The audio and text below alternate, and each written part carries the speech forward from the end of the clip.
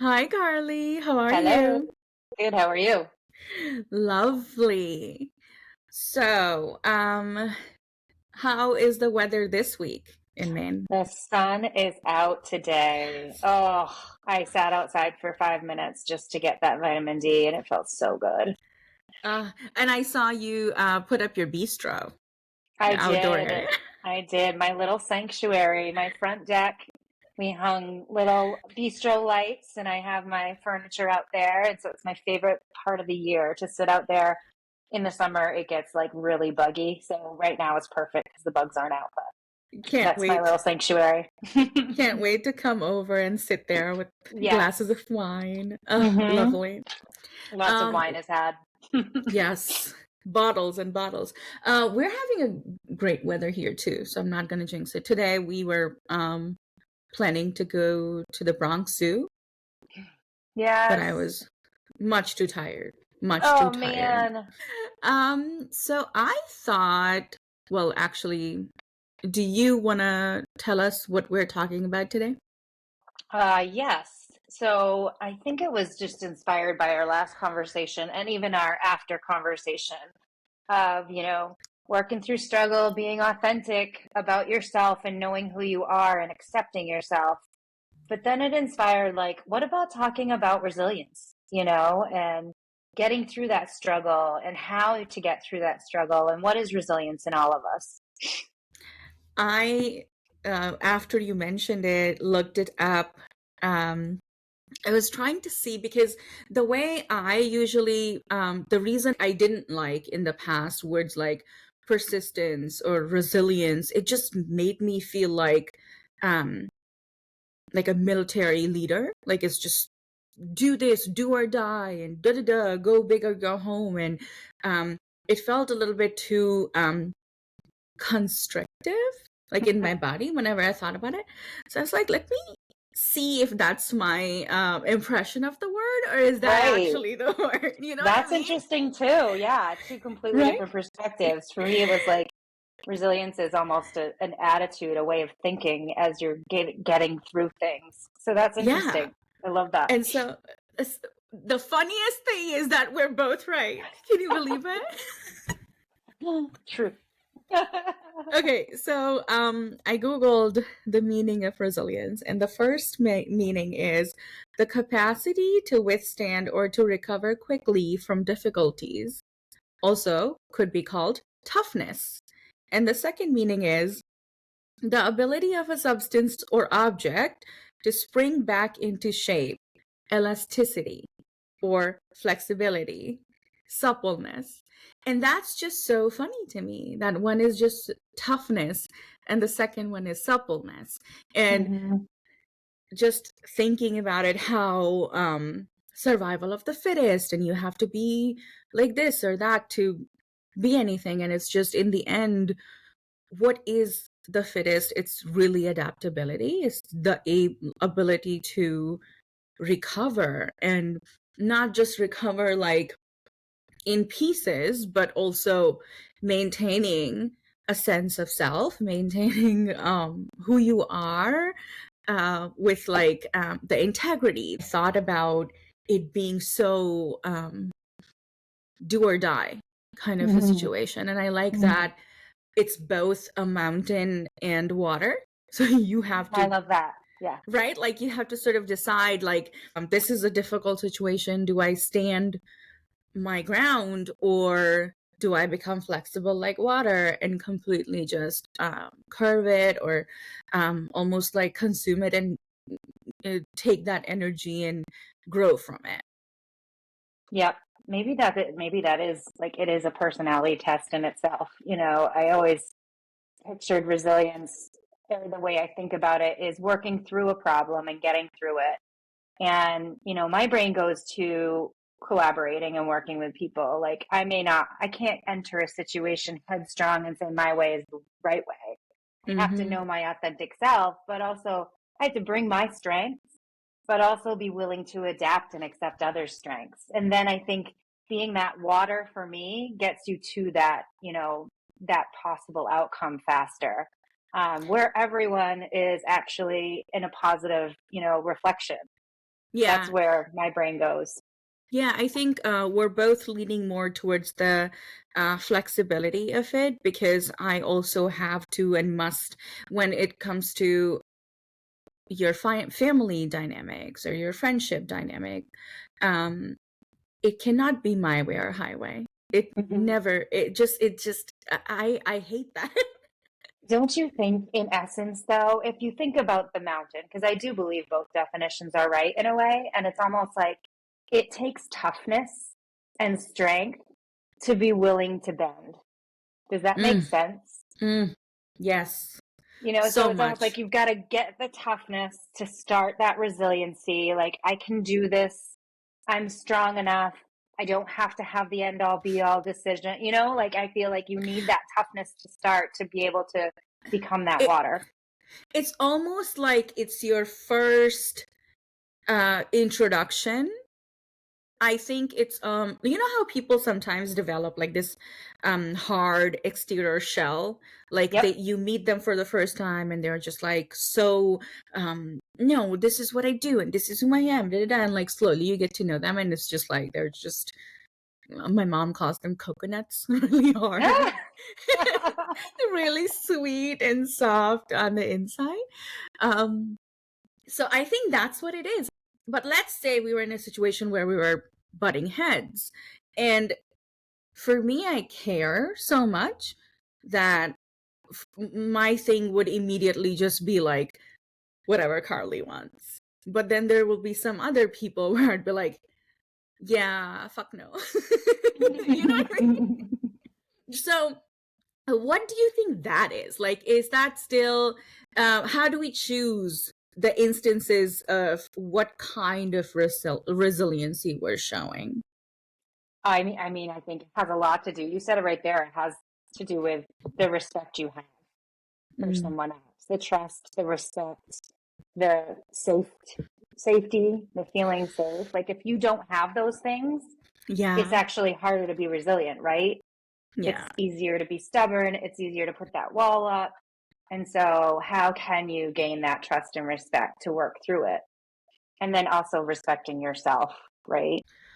Uh, that's where that gets tricky, where Mm-hmm.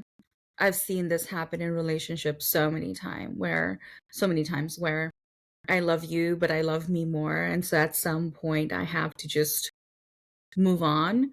And Mm-hmm.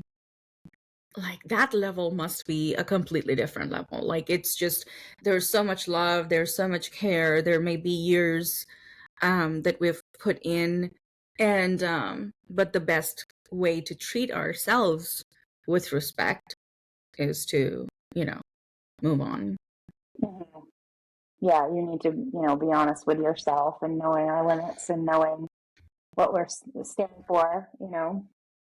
It's so funny because I feel like it's such a journey to know yourself through your relationships, through the people you meet, and through your own life, to be completely honest. Just no matter, like, for example, I was in India and I really wanted to be a copywriter. Like, um, so much so that I was pre-med and the next morning I had to go sit in a like a all India exam for where like they tell you which percentile you're in and they give you universities based on how much you scored, right? And I was going through my parents' plan for me that was I'll be a doctor, my brother will be an engineer.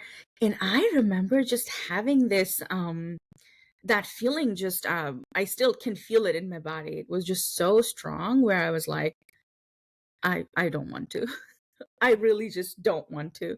And it's funny that I went along with it for so long, right? Like when you're preparing to become a doctor, they don't just let you sit in an exam. You have to prepare for 2 years and then you get to sit in the exam.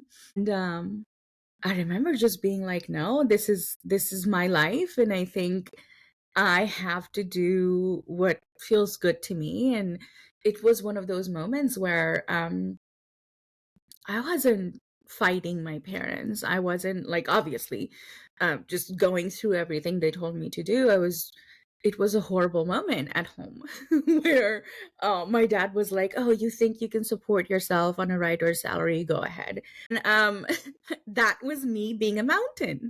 That was Yeah. me being like, I don't know how. I took a leap of faith and I came here. I went to Miami Ad School. And that was a moment of water for me because it took a lot of learning because just a level up in that way because the country is English speaking and then you're going there and like I went to Miami and it was just a complete culture shock.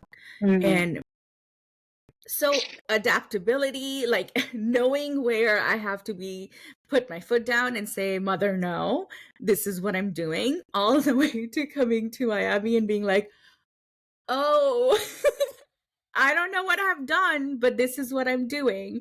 And since then, I feel like when you, it's the fight that sort of within is within ourselves. It's not necessarily outside.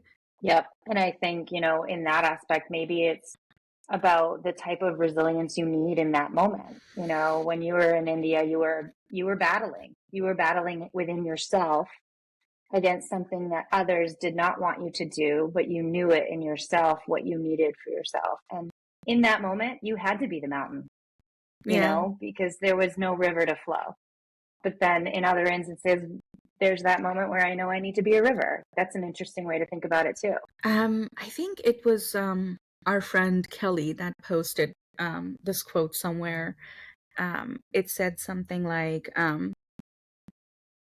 "There's no point in overthinking or like deciding how you're going to react in a certain situation, because the version of you that will be able to tackle this problem will be born in the moment the problem occurs." And Yep.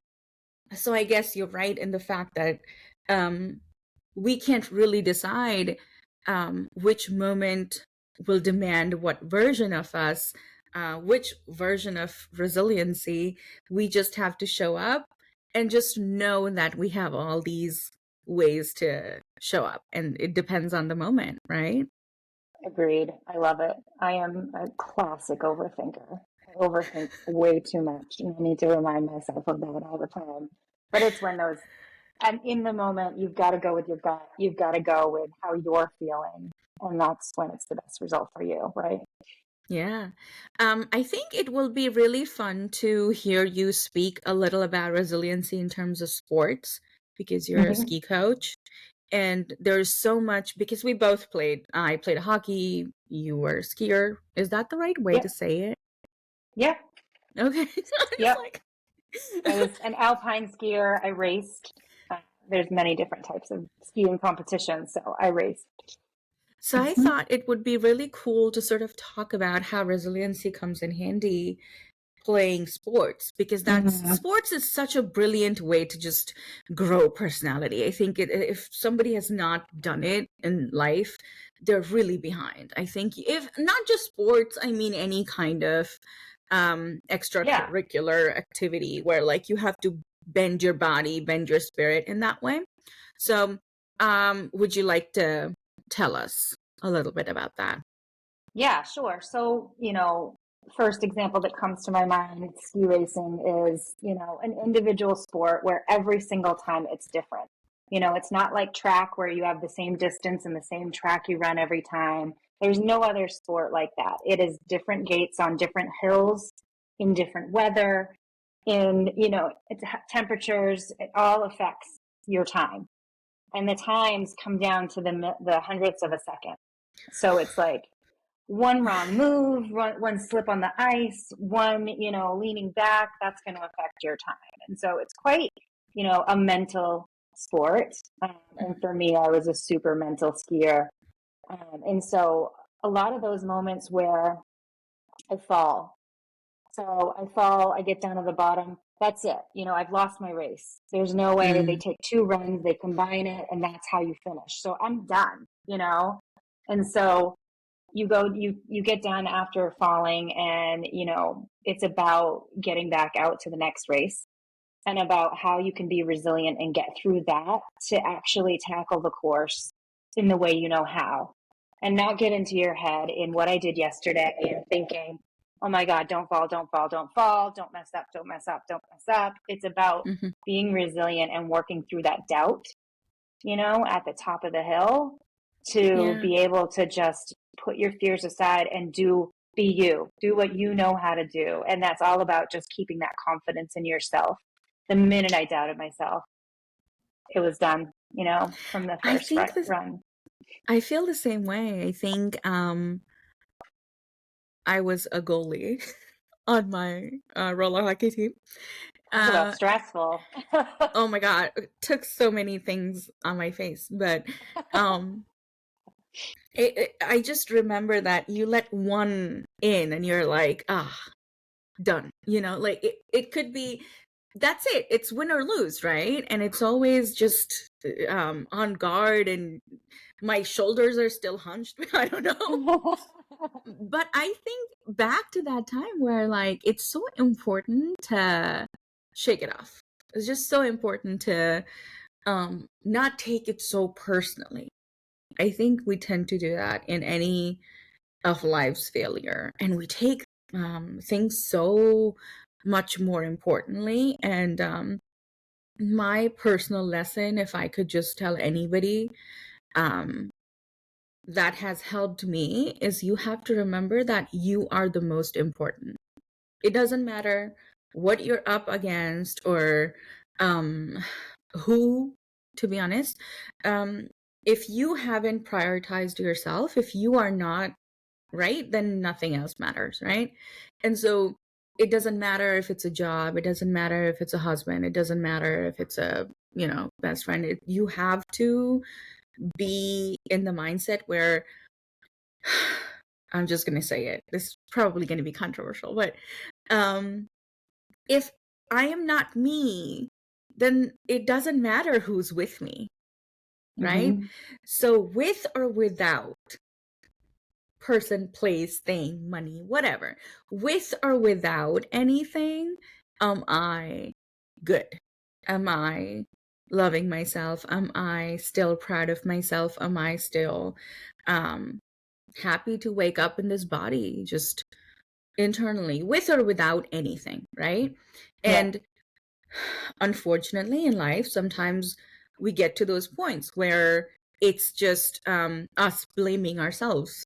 I let that happen. I broke their heart. I did something. I lost something. And it's never, you just wait for 2 more months, and then you see how, like, it was required. It was required for you to learn something. And Mhm. um, somebody said it, you can only connect the dots in hindsight. You can never look forward and go, this is how it's playing out. If you're a good writer, you might watch a movie and you go, I know exactly how this is going to play out. But most of the time in our lives, we don't know how things are going to play out. So what may be a loss today, like, probably is a big win for you 2 months from now. Mm. You just don't know. Yep. And I think sports really helps you with that. So it's very quick, right? Like, think about a life's play going through a long relationship. The same thing. You do it in, I don't know, how long is a ski race? Tell me. In that moment. A ski race is like maybe a 45-second course, maybe a minute and a half course. That's a Yeah, lot of it's pressure. quick. My God. One time, I'm not a runner. I can't run. I'm more of like I'm a powerful, like, I can shove Yeah. and push and hit. So I'm not a runner. Says a lot about. But one time, they, on a sports meet, they let me run relay, and they had Hmm. never been more sorry. I was just like dodging it, like, Oh, you want the but baton? this, I don't think so. But yeah, I think sports can prepare you for bigger things in a very short amount of time. Yeah. I saw this, I think it was a meme or a TikTok the other day that a parent put up and said something like, my kid may not be the best on their team. They may not be the captain. They may not be number one. But I do know that their experiences right now it's going to make them as an adult. Like, it's so true. It's so true. Parents put so much pressure on the sports, and it's like, actually, I'm just happy she's doing it. And it's, trust me, I put that pressure on mentally myself too, like worried if she'll do well. And I've got that. It's such a good reminder that it does teach you everything about, life. And when I coach, at my major, you know, philosophy around coaching is I'm not only coaching your child to be a better skier, to be a better athlete, but I'm coaching them to be a better adult. I'm getting them ready for that. And I made the whole so philosophy important. about those things that I got out of my skiing career. Okay, so I think that was a good exploration of resiliency. Do you want to do kind of took us our? in multiple directions. Yeah. Do you think we should take our exercise? Do our exercise? Yes. Yeah, that's how you say it, Sneha. This is my favorite part of our talks. So this is not Cocology for the first time. Do I need a pen and paper, or can I remember the answers? I think remember the answer. It's not that hard, but it's just long. So we will have to talk through. This one is kind of like you hear the question, you imagine, and then you answer, and then you go back to. Okay. So perfect. We'll do that. I'm glad you're reading and not me. Oh, this is long. Okay. So this is a personality test called the Field, Cube, Ladder, Horse, and Flower. Sometimes when I'm saying horse, I feel like I'm saying another word. Very different, but problematic. Okay. The Cube personality test. Please follow these steps in order and try to be as honest as you can. Always, please. Don't gotta ask me twice. Think of an open field. How big is this field? What is it filled with? What are the surroundings like? Just think it right now. Done? Mm-hmm. Think of a cube. How big is the cube? What is it made of? And what is the surface like? What color is it? Where in the field is it? Where is the cube? Example, is it on the ground? Is it floating, etc.? Is it transparent? If so, can you see inside? Think of a ladder. How long is this ladder? Where is it located in your field? What's the distance between the ladder and the cube? Okay. Done? This one was tricky Can for they me. change sizes as you go? Like, I know that happened to me too. I was just like, wait, it got bigger. I did that too. I was like, when I was reading it.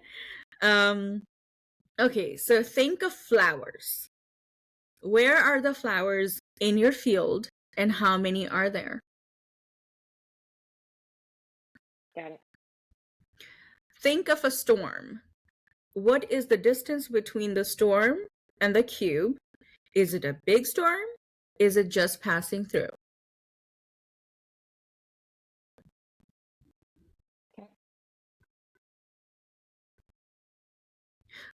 Did I read the horse? I forgot to read the horse, right? So after you think of the ladder, think of a horse. What color is the horse? What is the horse doing? And where is it in relation to your cube? Oh, the horse just changed 5 colors for me, but I'll pick one. Okay, got it. Okay, all right. Before moving on to the interpretation of your vision, reimagine the entire scenario once more. Make sure that the image in your head is clear. We should use AI to create these. That's brilliant. I can see the vision right now. That could be our cover art for this podcast. We should just do it. We should at least post the AI of each of our visions. Yes, let's do that. I'm down. Okay. I'm ready. I already have goosebumps too, by the way. Like, this is weird. This is really good. This is really good. The first time I read it, I was like, no. Okay. Now that you have a clear picture of your field and everything in it, It's time to see what it says about who you are. Below, you will find sections corresponding to each element.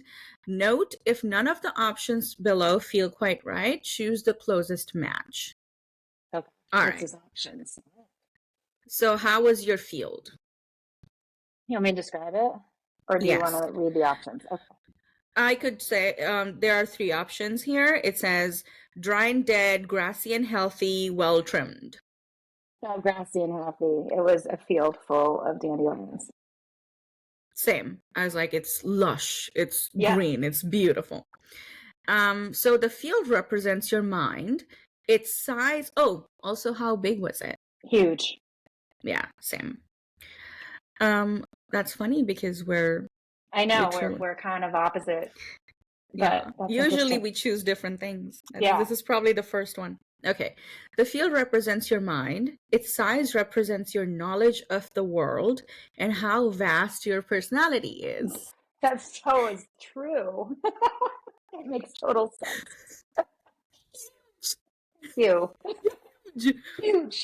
The condition of the field is what your personality looks like at first glance. So dry and dead is you're feeling pessimistic. Grassy and healthy, you're feeling optimistic. Well trimmed. Whoever would have picked, actually never. Someone there are Someone, those. yeah, you're good. Good job. The lines from the lawnmower. Yes. Right as an arrow. You're analytical and cautious. If you not, we do not fit that bill. Mm-mm. Okay. The next one is the cube. The cube represents you. The size of the cube is your ego.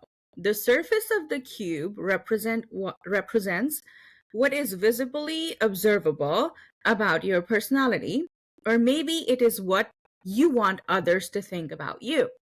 The texture of the cube represents your nature. Here are the options. Cube. So my size of the cube was pretty big and it was like in the center of the field. What was yours? Mine was like you could hold it, like maybe a foot cube. Oh, mine was like really big. That's weird. So I have a huge ego, which makes sense. It is what it is. I've accepted it. It's not great, but I've accepted it. Your authentic self. Don't be ashamed of it. The ego is actually amazing. I wish. What am I gonna do? Hate myself? Hate my ego? What making it bigger? I think just accept. I feel like that's a talk in itself. We need to like write that down.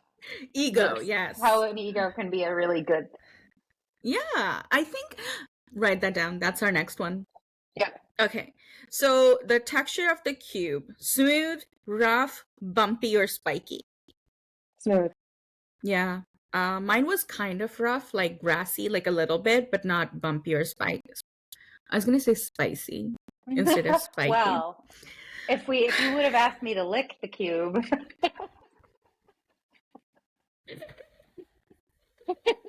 Let's add that to the quiz. What did it taste like? Oh my god, like tahine. Okay. So smooth is you are a gentle person who takes care not to hurt others or make them feel uncomfortable. Accurate. Mm-hmm. Mine was rough.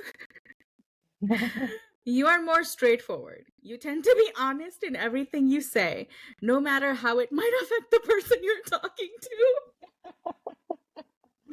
to. Bumpy or spiky. You have a tendency to criticize others in an attempt to make them feel inferior to you. Just gonna move along. Yep. And not say anything about it. The color of the cube is a more in-depth analysis of yourself. Each color can represent an emotion or an entire personality altogether. However, these are most common. Did yours have a color? These are the... Okay, I'll just give you the answers. Just pick the closest one. So there's red, yellow, blue, violet, gray, black, white. Okay. So mine was like literally picture like those 80s glass cubes that make walls in the So it was like foggy glass. So should we say So gray or? transparent, right? No, like Yeah, transparent. I picked transparent too. you did, but it was like Carly, it was what is still happening? foggy. It was still like, but So do you so want to what? say gray? Gray or white? Let's read both of those. Okay, I'm just gonna go through the list. Okay. Red, you're physically active and enjoy rich sensory experiences. Yellow, you're sociable and cherish your individuality. Blue, you are intelligent and respect others' ideals. Violet, you are intelligent and a bit of a perfectionist. You're also mysterious. Gray, you are self confident, independent, and not easily rattled. I'd say that too. Yeah.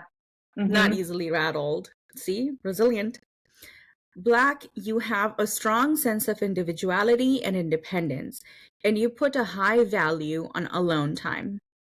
White, you're kind, independent, and self reliant. Also applies to you, Yeah. So a I'd say. mixture of both of those. Yeah. Yeah. Other cube characteristics, because I had to pick a stupid transparent one. So, in some cases, the physical characteristics of the cubes are unique. So, a cube with a transparent surface means you tend to let others know how you feel on the inside. You are confident enough to show your inner thoughts and you are deeply sincere. You know that you are good inside. I'm just going to move past that. And guess what? It shows. That's what most people see in you as well. My moon is in my first house, so blame that. Astrology. I cannot bite my tongue. I cannot not say. A cube made out of water or ice indicate. Didn't you say that? It was more like glass, like the Um, foggy glass walls. a cube made out of water or ice indicates that you let external elements influence you completely. Your personality is sensitive to social pressure, relationships, and other environmental factors. A hollow cube means that you are primarily concerned with your outside appearance, with far less care of what's going on within. However, this does not mean that you have nothing to offer on the inside. A cube made out of metal or rock, mine was kind of like metallic, transparent, like it was just solid, indicates that you have a solid integrity. Your personality is so strong that it cannot be bent or influenced by external force. You are dominant and consistent. I'm gonna go with this last one. The first one was a little too foo-foo for me. Okay, now we come for the ladder. The ladder represents two different aspects of your life: your goals and your friendships. First, let's look at what the ladder says about your goals. So, was your ladder short or long? Mine shot right up into those clouds. I couldn't even see the end of it. God, mine was like kind of mid length and it was like leaning on my cube. Yep, me Like it too. was just, Okay. I was like, well, you yeah. said ladder, so I put it right on my cube. And then I was like, my cube kind of has to grow because my ladder's so long. My cube was huge. So my ladder was literally on like this. And if I went up the ladder, I could get to the top of The my top of the cube. cube. I So that's designed a it. better, that seems like a better ratio. So in essence, I need to grow my ego to fulfill my goals. Yes. Okay. Okay. So ladder distance, near or far. Okay, so we should probably read this. Ladder length, short, represents your goals are realistic and simple. So neither of us chose a Nope. short one. One step. Um, Baby stool. and long was your goals are more far-fetched and difficult to attain. But the ladder distance interpretation is near or far, near the cube or far from the cube. That's how I'm reading it. Maybe I'm wrong. I'm not sure. I think so. I think But that's how you asked it. yeah. Okay. So both of ours were leaning. You're putting maximum effort and focus into achieving your goals. Kudos. Good job. Nice. Far, you are not putting much thought or effort into achieving your goals. So maybe change that. Now the location and material of your ladder can also tell you how close you are with your friends. You guessed it. The closer the ladder is to the cube, the stronger the ladder is. The better it is for, and the stronger the ladder is, the better it is for your friendships, obviously.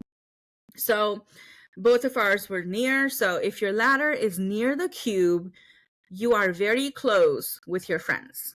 If it's actually leaning on the cube, Yep. it means your friends can lean on you for support. Makes sense. Nice? So nice. Far is you have a hard time opening up to people and letting them get close to you. How was our ladder material? Mine was like solid wood. Yep. Okay. So strong.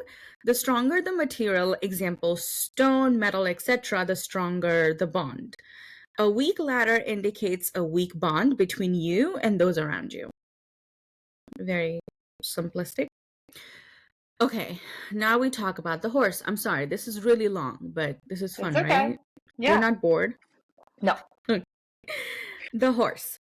The horse represents your ideal partner.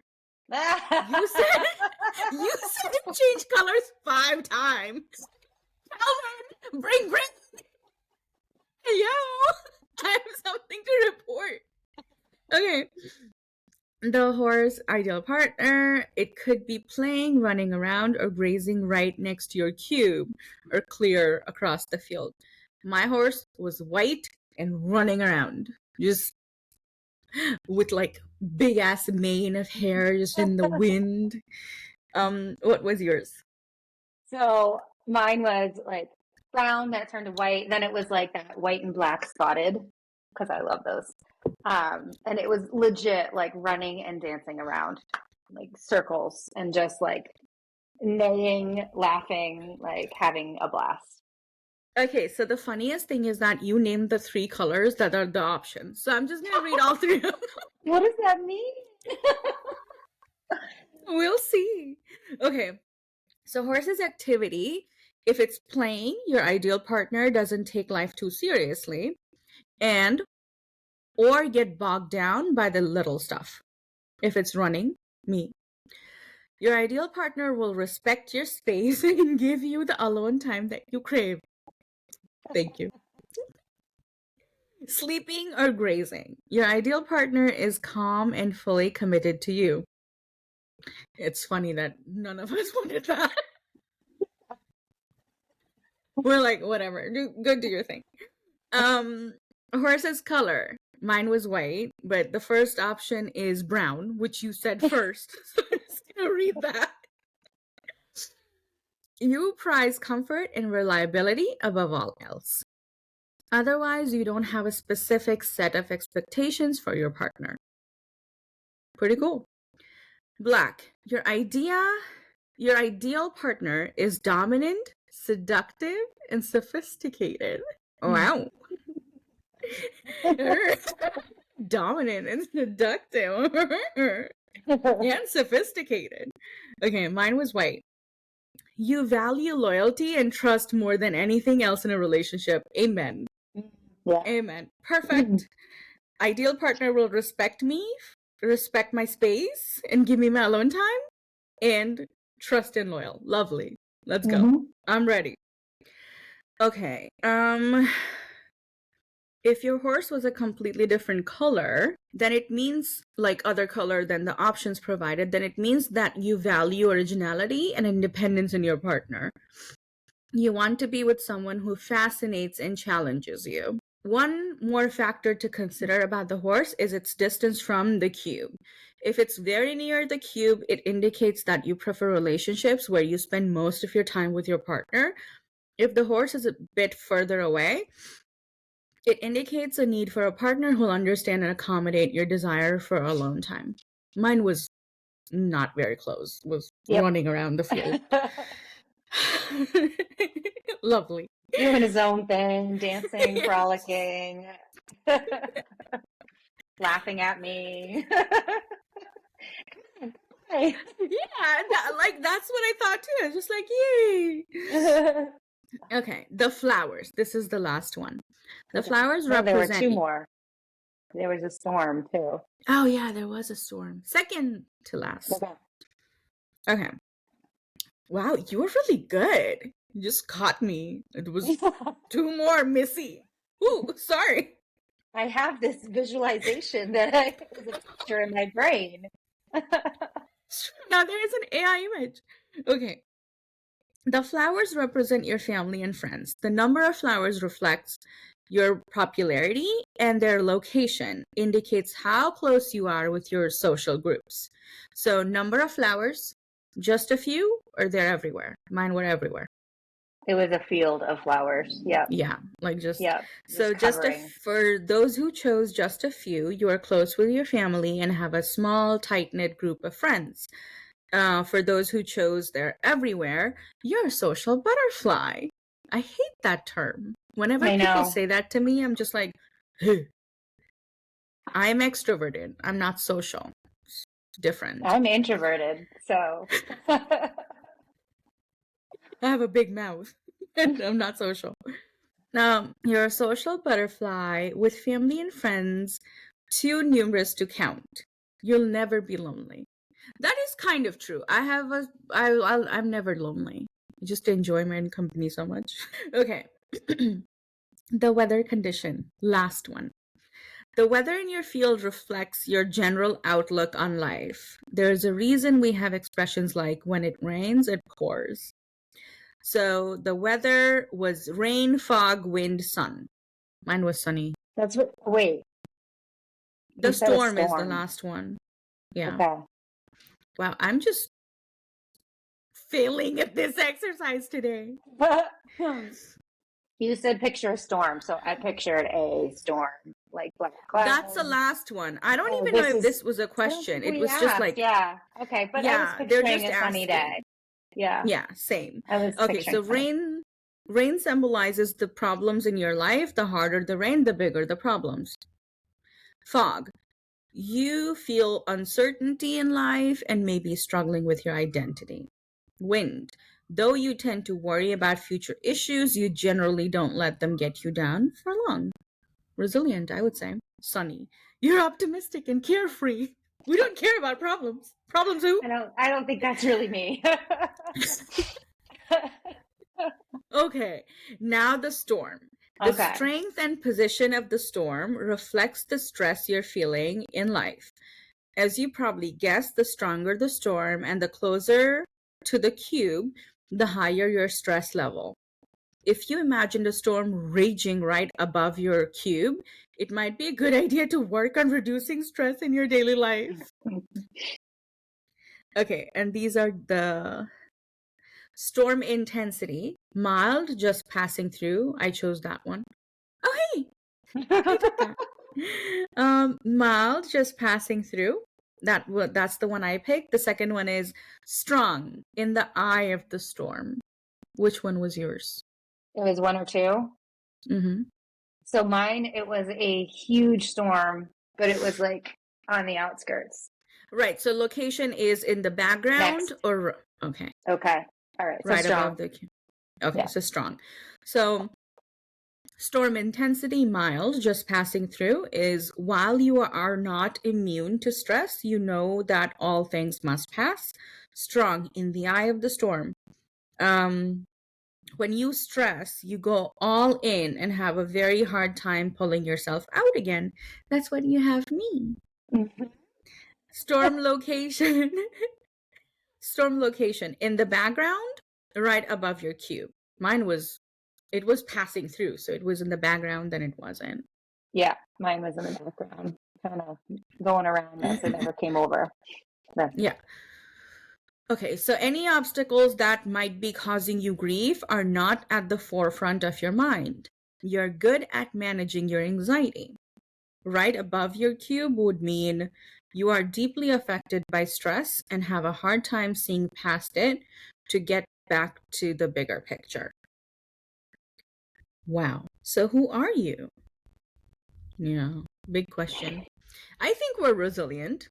that quiz for sure. We were not avoiding the storm, you know, my cube was big, our ladders were strong. My ladder was going right up to the clouds with only a foot cube holding it up. So I think I would say we're resilient, fairly. Yeah. Good. All right. So in our last segment, I think we talk about how people can build their resilience. I personally think everybody by default is resilient. The fact that we're still alive and still living and, you know, trying to enjoy life, I think by default everybody is. It might not be a conscious thought. That's how I feel. It's not something we could just not have. Only sometimes there can be a victim mentality. I call it that. This is my trick. This is how I know. Yeah. I call it the victim mentality and the victor mentality. So whenever I'm in a situation and I go, why me? Or whatever, that's when I know I'm like, oh, victim mentality. Stop that. Let's go. It's kind of like reparenting your inner child and go, all Yeah. right, well, that happened and moving on. And this is what we're doing. So then I shift myself. I like consciously will go shifting myself to a victor mentality. Pain is inevitable, but suffering is optional. I don't have to suffer for 20 years just because I had a painful experience, right?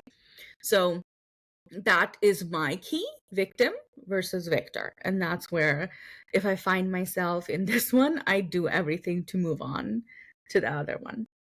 Yeah. That would be my trick. Yeah. And I think for me, resilience is about getting through something. And so to Mm-hmm. your point of everyone has resilience or has experienced resilience, it's almost like I agree, and you should celebrate resilience. You know, even the little moments are resilience. And so the more you look at that as resilience and you recognize it, it's going to be a growth and a learning to be resilient for the next time, you know, because it's really about flicking a switch in your brain, turning it on. You know, what Mm-hmm. can I control mentally to get through Mm-hmm. this? You know, Yeah. and the more experiences you go through and recognizing that you just did that, like pat yourself on the Yeah. back. You just worked through that conflict, or you just rose to the occasion, or made that challenge, you know, or fought that fight, you know. I think recognizing how I got there, how we got to a solution is just growth and will help me be more resilient the next time.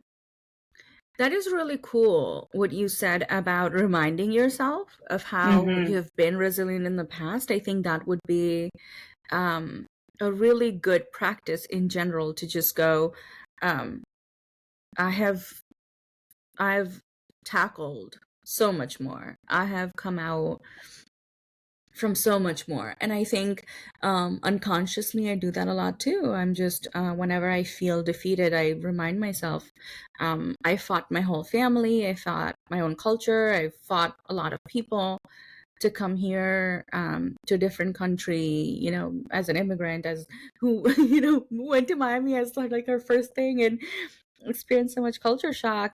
But I made it. And if that's not like being a copywriter in a country whose first language is not your country's first Mm-hmm. language, it's it makes me so proud of myself. And Yep. that's thank you for reminding me of that. I think I needed that reminder myself today where um we keep looking to the future to show us something, like to validate us somehow, and I think in our past is more validation than Yeah. hope, you know. I Yeah. like that. It's making me want to, you know, just talk about that more with my daughter, you know, as children, to like just Yeah. become aware of resilience and how you just got through that and process it and take that moment to be proud of yourself, but also figure out how did you do that? You know, when you were crying 5 minutes ago or 10 minutes ago, thinking the world was ending and you got through that.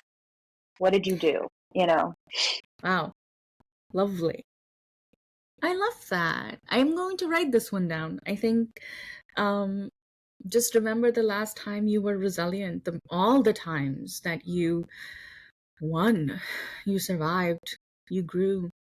And then after you're going to get through this, and after you get through it, take a moment and celebrate how resilient you are. And file it in that cabinet. Yeah. In the Aw, cube. In the cube. in the huge cube. I don't need to boost my own Maybe- ego more. Maybe that's how mine will grow, to support the ladder. Yes. I think this was lovely. We'll come back next week with ego and why that could be a good thing. I think Yeah. it's a great topic, and I'd have a lot to say about that with the size of my ego. I feel like a t-shirt is going to come out of that one. Embrace my ego. Embracing my ego. Something like that. Thank you, Carly. This was really fun. I'll see you Thank you. next week. Okay. Thank you. Bye. Bye.